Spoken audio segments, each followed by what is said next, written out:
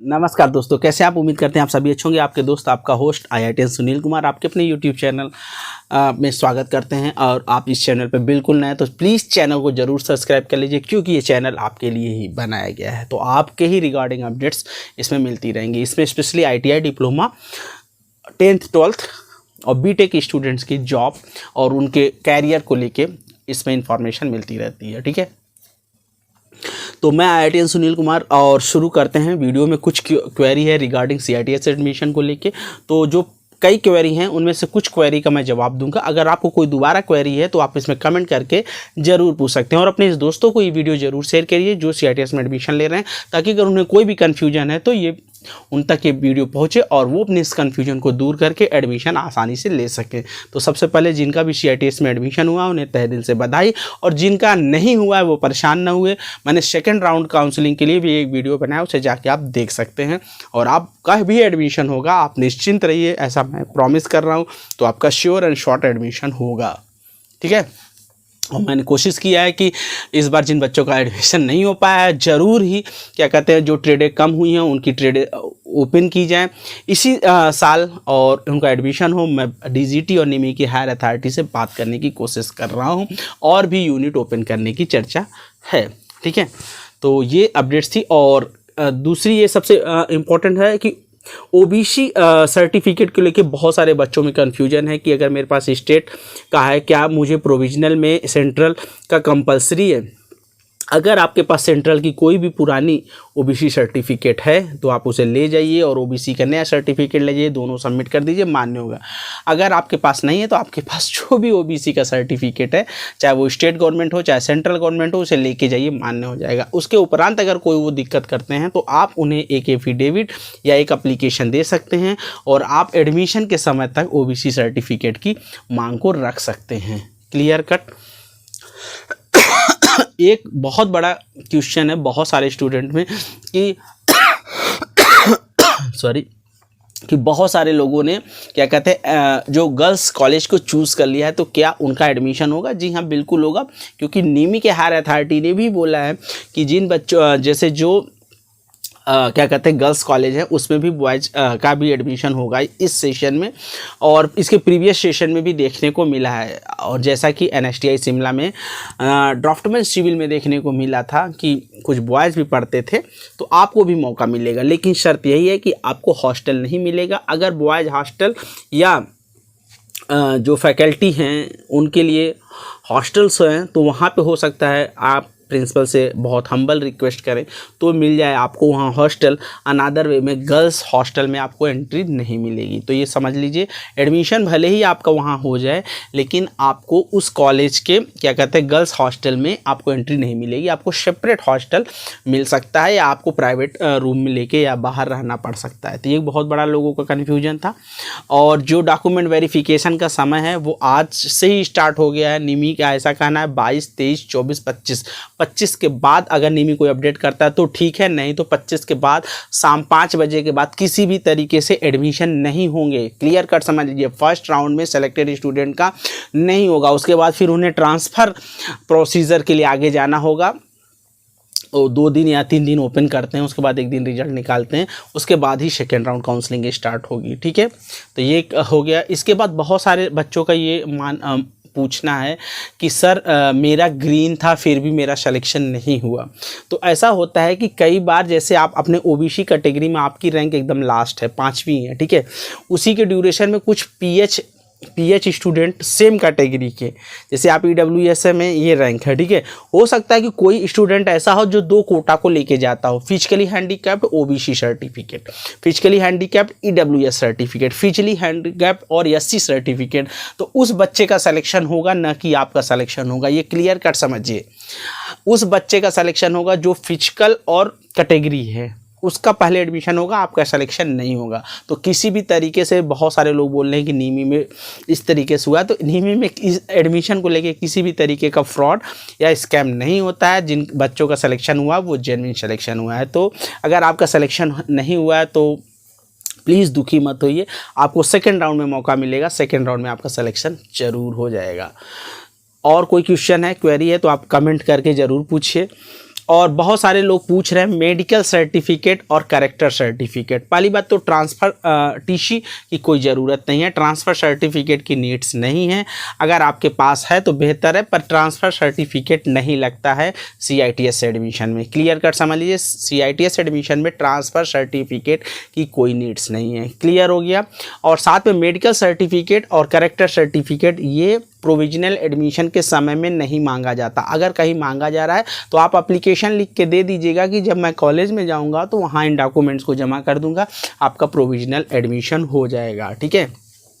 Provisional admission में किन किन डॉक्यूमेंट्स की ज़रूरत है इसकी मैंने दो वीडियो बना के डाल रखा हूँ अपने इस यूट्यूब चैनल पर, उसे जाके आप ज़रूर देखिए और आपको कोई दिक्कत ना हो, ताकि आपका प्रोविजनल एडमिशन हो जाए तो ये अच्छी बात है। और एक जो सबसे बड़ा कन्फ्यूज़न है कि हमें प्रोविजनल एडमिशन के लिए कहाँ जाना है, तो प्रोविजनल एडमिशन के लिए आप कहीं भी जा सकते हैं, जिस कॉलेज में आपका एडमिशन हुआ वहाँ भी जा सकते हैं, पर वहाँ जाने की ज़रूरत नहीं है। आप सबसे पहले अपने नज़दीकी किसी भी नज़दीकी NSTI में जाइए, केवल NSTI में ही जाना है, नेशनल इंस्टीट्यूट जो है उन्हीं में ही जाना है और वहीं आप एडमिशन ले सकते हैं। ठीक है। भले ही आपका ITOT में, अच्छा एक चीज़ और मैं क्लियर कर दूं, अगर किसी भी बच्चे का ITOT में एडमिशन हुआ है तो क्या वो ITOT में जाएगा? जी नहीं, उसको भी NSTI में जाना है। ये सर समझिए पहली बात, अगर भले ही आपका ITOT में सिलेक्शन हुआ है तो आपको अपने ITOT कॉलेज में नहीं जाना, वहाँ किसी भी प्रकार का प्रोविजनल एडमिशन नहीं होगा। आपको अपने नज़दीकी NSTI में जाके अपना प्रोविजनल एडमिशन लेना है। जब आपका फाइनल एडमिशन होगा तब आपको अपने कॉलेज में जाना है। अगर किसी भी बच्चे का NSTI में सिलेक्शन हुआ है तो वो अपने उस कॉलेज में भी जाके ले सकता है और अपने आसपास के कॉलेज में भी ले जाके सकता है। ठीक है। अब कुछ बच्चों के कन्फ्यूजन है कि सर मेरे जैसे NSTI इलाहाबाद, जिसे RVTI भी बोलते हैं, तो ये क्या कहते हैं वुमेन कॉलेज है, तो क्या यहाँ बॉय जाके प्रोविजनल एडमिशन ले सकते हैं? जी हाँ, बिल्कुल ले सकते हैं। प्रोविजनल एडमिशन के लिए बॉयज और गर्ल्स का कोई मतलब नहीं। प्रोविजनल एडमिशन आपको अपने नज़दीकी NSTI में लेना है, वो चाहे वो बॉयज़ कॉलेज हो चाहे गर्ल्स कॉलेज हो। क्लियर कट, ये सारी चीज़ें आपकी कन्फ्यूजन दूर हो गई। और बहुत सारे बच्चों का पूछना है कि क्या सर कि इसी समय फ़ीस जमा होगा? तो जी नहीं, इस समय केवल आपको डॉक्यूमेंट वेरिफिकेशन होगा और आपका सारे डॉक्यूमेंट्स चेक होंगे। आपको यहाँ पे फ़ी नहीं जमा करना है, फ़ी आपको अपने कॉलेज में ही जमा करना है, हॉस्टल फ़ी और ये सारी चीज़ें। ठीक है। और बहुत सारे बच्चों का है कि क्या सर क्या कहते हैं हमें हॉस्टल मिल जाएगा? देखिए मैं आपको बता दूं कि जैसे ही एडमिशन चालू हो जाए कभी भी आप लेट मत करिए, सारे डॉक्यूमेंट्स प्रिपेयर रखिएगा, प्रोविजनल एडमिशन करा लीजिए और फर्स्ट डे ही जाके एडमिशन लीजिएगा। सेकंड डे थर्ड डे में भी एडमिशन हो जाते हैं, पर आप पहले ही दिन जाएंगे तो आपको अपना मनचाहा रूम और अपना मनचाहा रूम पार्टनर और क्या कहते हैं एक अच्छी जगह मिल जाएगी। तो प्लीज़ जब भी एडमिशन स्टार्ट हो जाएगा, होने वाला होगा, तो उससे पहले ही आपको इन्फॉर्मेशन दे दिया जाता है। क्योंकि NSTI बहुत दूर दूर होती हैं, तो आप अपनी टिकट जरूर कंफर्म करा लीजिएगा वहाँ तक पहुँचने का, ताकि आप डिले ना हो और आपको एक अपना मनचाहा रूम और अच्छा रूम मिल जाए हॉस्टल्स में। ठीक है। और बहुत सारे बच्चे पूछ रहे हैं क्या सर जो मेस का खाना है वो अच्छा होता है या नहीं? NSTI का जो मेस की फ़ी है आपको बता दूं 1800 से 2000 के आसपास वेरी करती है, कहीं कहीं 2100-2200 है। आप बताइए कि 2100-2200 रुपये में सुबह का नाश्ता, ठीक है, और शाम का क्या कहते हैं नाश्ता और खाना 2 टाइम, या कहीं कहीं तो सुबह का नाश्ता और शाम का खाना और सुबह का खाना, ये 3 चीज़ें पॉसिबल हैं। आज के समय में 30-40 रुपये में क्या मिलेगा? तो जो 30-40 रुपये के हिसाब से मिलता है उस हिसाब से बेस्ट होता है। आपको घर जैसा टेस्ट तो नहीं कहीं भी मिलेगा, चाहे आप किसी भी 5 स्टार की होटल से खाना क्यों ना मंगाएं, बट लेकिन आपको एक अच्छा खाना मिल जाता है, हाइजीनिक होता है, साफ़ सुथरा होता है। बहुत सारे NSTI में बहुत अच्छा खाना चलता है। अगर आपको वो पसंद नहीं आता है तो आप प्राइवेट क्या कहते हैं टिफ़िन सर्विस भी ले सकते हैं, जो थोड़ी सी महंगी होगी, 2500-2600 रुपये तक वेरी कर सकती है। ठीक है। बहुत सारे बच्चे कह रहे हैं कि क्या सर वहाँ रूम अच्छे होते हैं? सारे NSTI के रूम बहुत ही बेहतरीन, क्लीन, साफ़ सुथरे और बहुत ही अच्छे, वेल मेंटेन, और यहाँ तक कि अगर वहाँ के HODs और प्रिंसिपल अच्छे रहे हैं तो आपको बिस्तर तक नहीं ले जाना, केवल बेड शीट लेके जानी है और अपना क्या कहते हैं हर एक चीज़ वहाँ अवेलेबल होता है। आपको ना तो कुर्सी खरीदनी, ना मेज़ खरीदना है, ना फ़ैन खरीदना है, सब चीज़ें फ्री हैं वहाँ पे। बिल्कुल आप चद्दर ले जाइए, अपनी किताब कापी ले जाइए, अपनी अलमारी में लगाइए, चद्दर बिछाइए और सो जाइए। बेड भी एकदम फर्स्ट क्लास डल्लप के गद्दे पड़े होते हैं, मैंने खुद जाके देखा है, निरीक्षण किया है, फिर मैं आपको बता रहा हूँ ये यकीनन। तो आप बिल्कुल परेशान हो रहे, NSTI के जो होते हैं वो बेहतरीन होते हैं। मैंने पहले ही बताया, आपको वीडियो में नहीं देखा है तो जाके देख लीजिएगा। NSTI government ITO private ITO difference, तो वहाँ आप देखेंगे तो वहाँ मैंने ये सारी चीज़ों को क्लियर किया है। और गवर्नमेंट ITO में हॉस्टल की श्योरिटी नहीं है, और मैंने पहले भी बताया है कि अगर आप गवर्नमेंट ITO में आपका एडमिशन होता है तो कुछ ही गवर्नमेंट ITO हॉस्टल्स हैं, अन्यथा न के बराबर हैं। जो हैं तो इतनी जर्जर अवस्था में हैं कि भैया वहाँ रहने से बेहतर है कि आप लोग यूनाइट होकर 2-3 लोग मिलकर एक प्राइवेट रूम ले लीजिएगा, जो कि आपको सस्ता पड़ जाएगा। जान बची तो लाखों पाए। बहुत अच्छे जो नई ITO हैं वहाँ पे अच्छी स्थिति में हैं रूम। अगर आपको रहता है कि अब अच्छी स्थिति में है रूम, आप रह सकते हैं तो बेस्ट है, अगर वो प्रोवाइड कराते हैं तो। लेकिन बहुत सारे ऐसे NSTI हैं, 1-2 जैसे NSTI शिमला, जहाँ पे हॉस्टल फैसिलिटी अभी अवेलेबल नहीं है। तो ये इस चीज़ को भी ध्यान देना होगा आपको। अगर आपको अच्छा हॉस्टल, अच्छा रूम चाहिए तो समय से पहले ही पहुँचना होगा। समझ गए आप? मतलब जिस दिन जाना है उसी दिन तक आपको पहुँच जाना होगा। और आपको क्या कन्फ्यूजन है, आप क्वेश्चन पूछ सकते हैं दोस्तों। कोई क्वेश्चन, कोई क्वेरी? तो अगर आपको इसी से रिलेटेड NSTI से कोई क्वेरी है तो आप ज़रूर कमेंट करके पूछिए। ये वीडियो दोस्तों तक ज़रूर पहुंचेगा, क्योंकि बहुत ही इन्फॉर्मेटिव वीडियो है और बहुत ही नॉलेजफुल वीडियो है। अगर कुछ भी क्वेरी छूट गया है तो प्लीज़ कमेंट कीजिए, मैं आपका जवाब ज़रूर दूंगा। तो चलिए मिलेंगे एक नई वीडियो में नई जानकारी के साथ, तब तक के लिए जय हिंद दोस्तों। तो बहुत सारा कन्फ्यूज़न है, तो बाकी सारे क्वेश्चन अपडेट्स आ गए थे, कुछ और क्वेश्चन हो गए थे तो इसे बीच में एडिट करना पड़ गया है।